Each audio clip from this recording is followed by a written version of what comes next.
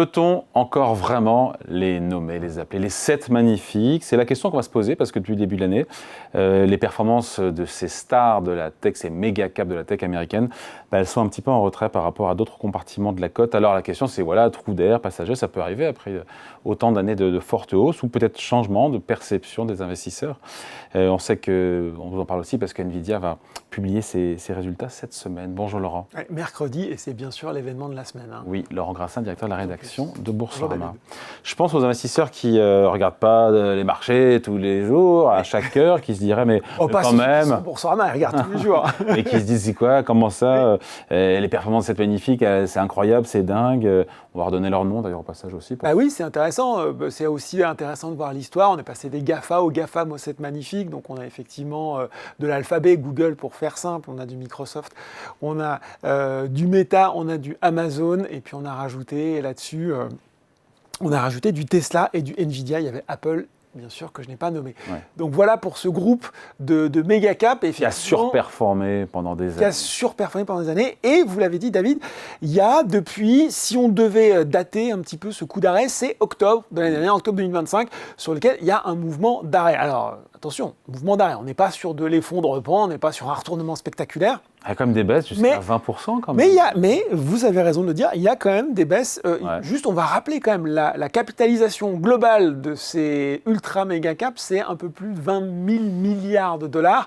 Le PIB français, c'est quoi? C'est un peu moins de 3 000 milliards d'euros, si je nous ramène à 2024. Juste pour donner, encore une fois, un ordre de grandeur. Et c'est vrai que depuis... ce plus haut, entre guillemets, d'octobre 2025, il y a des replis qui sont même assez marqués. Microsoft, vous l'avez dit, 20%, Microsoft, qui est un de ceux qui souffre le plus. Donc ça, c'est notamment la partie un petit peu douloureuse.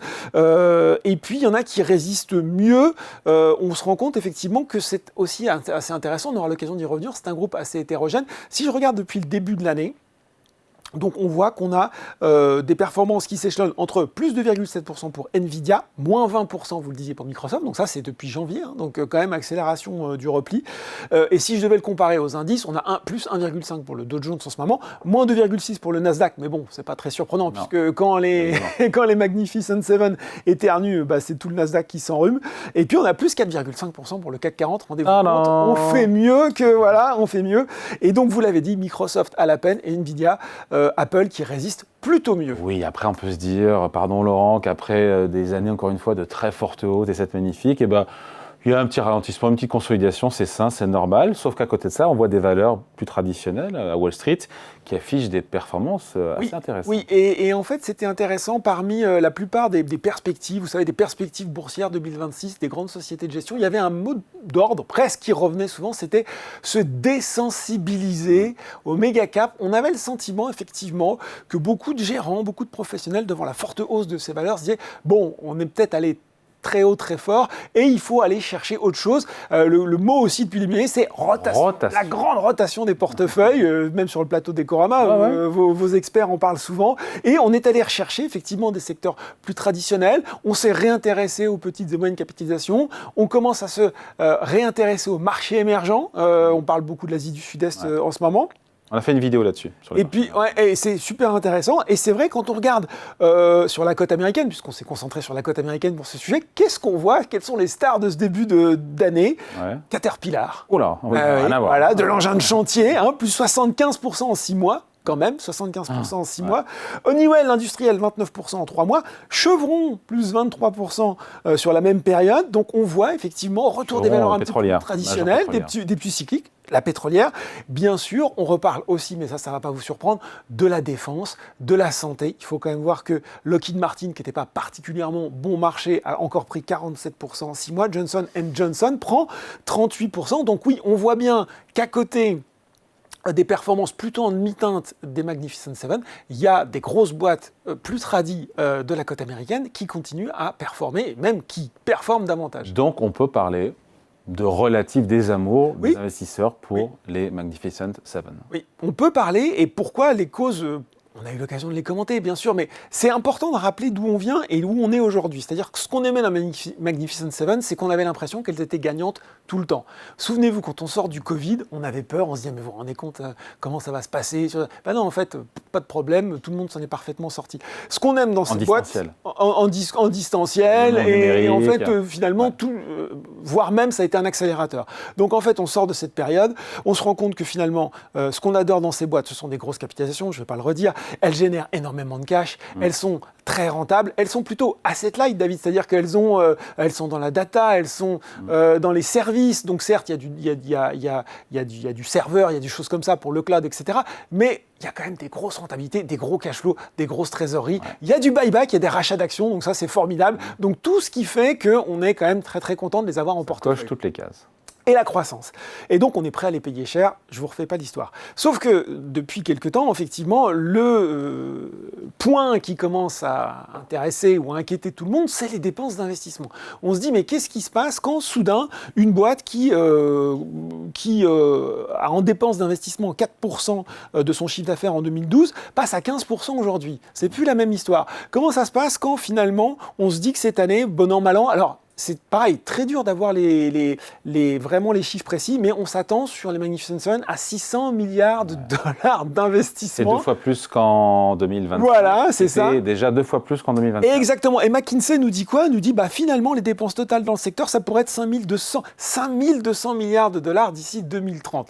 Donc, on se dit, finalement, Meta, Microsoft, Google devraient consacrer entre 21 et 35% de leurs revenus à leurs infrastructures. Donc finalement, on avait de l'asset light, si je puis dire, à de l'asset pussy light, avec des boîtes qui achètent quoi? Du GPU, du data center, avec des consommations énergétiques fantastiques. Et David, nouveauté aussi, elles vont même s'endetter pour le faire, parfois jusqu'à hauteur. Ça, c'est nouveau. Un tiers, c'est plutôt nouveau. Alors, c'est pas inquiétant. On n'est pas dans la bulle TMT avec des sociétés endettées qui n'ont pas de croissance. Il y a de la croissance, elles sont très riches, mais c'est un profil qui est forcément moins attrayant. Qui change. Moins, voilà, qui est un petit peu différent, avec toujours l'idée de se dire, finalement, et on peut en parler, ces investissements, qu'est-ce que ça va donner, quoi. Ouais. J'ai un peu aussi l'impression, quand je vous écoute, Laurent, que le marché qui voyait à l'époque ces stars de la tech un peu comme complémentaires, les voit aujourd'hui comme concurrentes, avec une sélectivité, on va dire, entre les gagnants et les perdants. Exactement, on le voit bien, c'est ça. Et on le voit à la fois en dehors du... Dans la tech, hein. Bien sûr, en dehors du secteur des Magnificent Seven et dans les Magnificent Seven entre elles.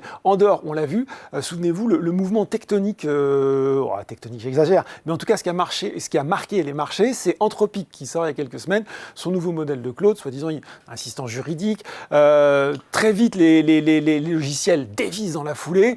Souvenez-vous, non, c'était hier, IBM, moins 13%, parce qu'on apprend que visiblement, Claude, pareil, pourrait coder en COBOL, vous savez, ce langage informatique qui est encore au cœur de tas de systèmes, et souvent c'est très compliqué à les décortiquer, on y passait du temps, ça coûtait très cher, et là, Anthropic commence à suggérer que potentiellement ça pourrait être beaucoup plus rapide. Donc il y a l'idée, la bourse est une machine à valoriser, et aujourd'hui elle ne sait plus comment valoriser ça. Donc les bons jours, elle est très contente des annonces, les mauvaises, elle se demande si tout un pan de l'industrie ne va pas disparaître, et elle le fait aussi au sein des Magnificent Seven. Les résultats de Microsoft, très mal accueillis, alors que pourtant les chiffres étaient incroyables au niveau des bénéfices et autres, parce que finalement, les dépenses d'investissement étaient un peu élevées, et puis ça ne payait pas autant que ça. Enfin, on trouvait que les résultats d'Azure, donc la plateforme de Microsoft, n'était pas au rendez-vous, alors que Meta, qui avait prouvé, entre guillemets, qui a sorti des bons chiffres, mais plutôt positif sur ses dépenses d'IA, a en quelque sorte plus validé le fait que ça allait lui rapporter de l'argent. Donc on en est là aujourd'hui, on en est sur cette incapacité, ou en tout cas cette difficulté de la bourse à valoriser ce qui nous attend, et donc à être capable, le cas échéant, y compris de sanctionner une Magnificent Seven dans un secteur qui est, dans un groupe qui est plus du tout aussi homogène qu'il n'y paraît. Donc en conclusion, on se dit quoi? Que on vit une parenthèse un peu compliquée pour les Magnificent Seven, oui. On les achète plus en bloc, on les discrimine, c'est-à-dire qu'il n'y a plus d'ETF sur les grosses valeurs de la tech, oui. on est plus sélectif, c'est quoi le... Il y a plusieurs solutions, peut-être par exemple, on peut, si on veut rester sur de la gestion, alors c'est vrai que ça semble compliqué de dire, en fait c'est dommage, quand on voit les progressions qui sont complètement différentes entre Microsoft et Nvidia, de dire est-ce que c'est toujours assez intéressant d'avoir un ETF Magnificent Seven, parce que vous voyez bien que vaut mieux être plutôt sur du Nvidia. Hormis toutes les questions de diversification du risque. Il y a plusieurs solutions. Vous pouvez prendre un ETF équipondéré sur les indices. Ça, c'est intéressant parce que vous pouvez justement vous désensibiliser un peu du poids des méga caps avec des secteurs plus traditionnels qui sont en train de revenir en force. Donc, sur du S&P 500, vous avez des solutions. 2, il faut sans doute être plus discriminant, effectivement, sur les boîtes, revenir sur ce qu'elles font et qui est bien placé, sans non plus, et c'est là c'est intéressant, jeter le bébé avec l'eau du bain. C'est-à-dire qu'on voit aujourd'hui que Microsoft est un petit peu en difficulté. Souvenez-vous, il y a 1 an, Microsoft, et pourquoi c'est la valeur qui explose? Parce qu'ils ont le contrat avec OpenAI. Ils expliquent qu'ils vont l'intégrer très très vite partout, dans tous leurs produits, que ce soit sur les suites bureautiques et autres.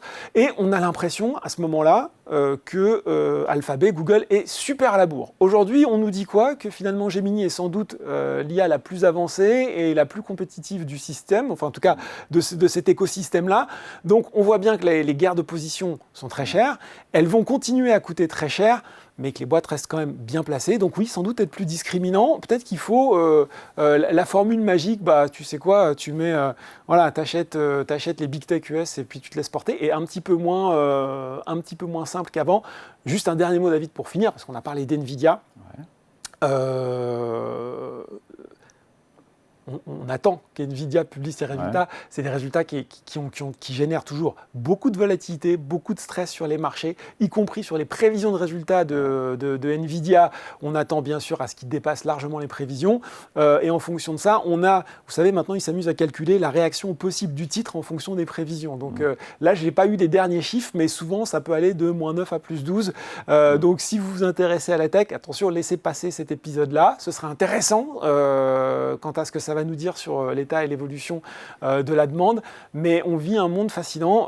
Terminer là-dessus aussi, aujourd'hui, il y a encore un débat qui fait rage entre est-ce que l'IA est fondamentalement quelque chose de finalement assez bête dans son fonctionnement, ou est-ce que c'est en train véritablement de changer le paradigme? Moi, je suis plutôt de cette seconde position, et donc je pense qu'on va voir beaucoup de choses arriver dans les mois et les années qui viennent.